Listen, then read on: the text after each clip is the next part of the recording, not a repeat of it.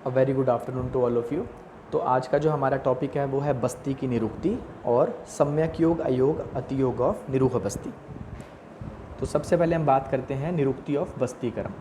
तो यहाँ पर स्क्रीन पे देखेंगे आप, जो आपको कोटेशन मिला है ये है चरक सिद्धि का फर्स्ट चैप्टर है, जो कल्पना सिद्धि दे रखा है अध्याय, उसका 40th नंबर की कोटेशन है। तो इस श्लोक को आप लोग बस्ती की कारमुक्ता में, बस्ती की परिभाषा में और बस्ती की निरुक्ति के अंतर्गत, तीनों के अंतर्गत लिख सकते हैं। ठीक है, तो हम पढ़ेंगे श्लोक को। नाभि प्रदेश कटी पार्श्व कुक्षी गत्वा शकृत दोषचयम विलोडय, के जो बस्ती हम रोगी को गुदा मार्ग से देते हैं वो नाभि प्रदेश तक, वो कहाँ कहाँ ट्रैवल करती है पहले ये बता रखा है ना। नाभि प्रदेश कटी पार्श्व कुक्षी गत्वा, मतलब नाभि प्रदेश तक जाती है, कटी पार्श्व और कुक्षी तक जाती है।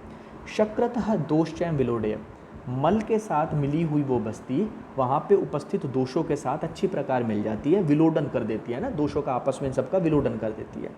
उसके बाद दे रखा है सम स्नेह काय सपुरुष दोषा, सम स्नेह काय, और शरीर के अंतर्गत भली प्रकार दिया गया स्नेह वो पूरे शरीर के अंतर्गत स्नेह को अच्छी प्रकार से मिला देती है। सम स्नेह काय सपुरुष दोषा सम्यक सुखनेति च य स बस्ती, और वह बस्ती सुखतापूर्वक सभी दोषों को, दूषित दोषों को गुदा मार्ग में लाकर, गुदा मार्ग से बाहर निकाल देती है ना।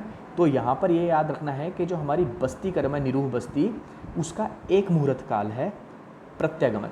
तो एक मुहूर्त काल प्रत्यगमन में क्या करती है, वो नाभि प्रदेश में जाती है, कटी पार्श्व कुक्षी गत्वा है ना, इन सब स्थानों के अंतर्गत जाके मल के साथ मिलते हुए उपस्थित दोषों के साथ अच्छी प्रकार मिल जाती है, शरीर के अंतर्गत स्नेहता उत्पन्न करती है ना।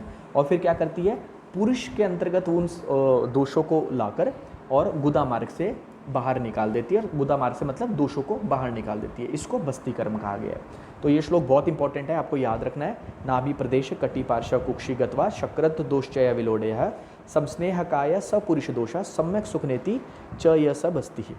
तो ये चरक की सिद्धि स्थान के कल्पना सिद्धि अध्याय चैप्टर नंबर 1 का 40th नंबर का कोटेशन है, ये आपको याद रखना है। नेक्स्ट देखते हैं सम्यक योग ऑफ निरूह बस्तीकर्म।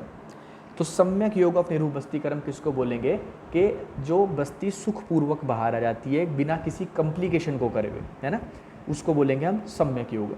तो देखें इसके अंतर्गत इसका क्रम बता रखा है। सबसे पहले जो सम्यक योग करेगी निरूह बस्ती, वो है प्रशिष्ट विण मूत्र समीरणत्वम, के प्रशिष्ट मतलब बाहर निकालेगी, विण विण मतलब मल को, और फिर मूत्र को और वायु को।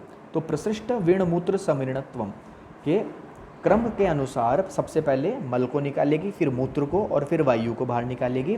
रुच्य अग्निवृद्धिश्च, अन्न के अंतर्गत रुचि को बढ़ाएगी, अग्नि की वृद्धि करेगी, और आशय लाघवानी, रुचि अग्निवृद्धिश्च आशय लाघवानी, जितने भी हमारे आशय हैं जैसे पक्वाशय है, इन सब के अंतर्गत लघुता उत्पन्न करेगी। रोगोपशांति ही प्रकृति स्थितः। नेक्स्ट देखें, रोगोपशांति, जिस रोग के लिए आपने वो बस्ती कर्म दिया है उस रोग को शांत करेगी, यानी कि उसका शमन करेगी।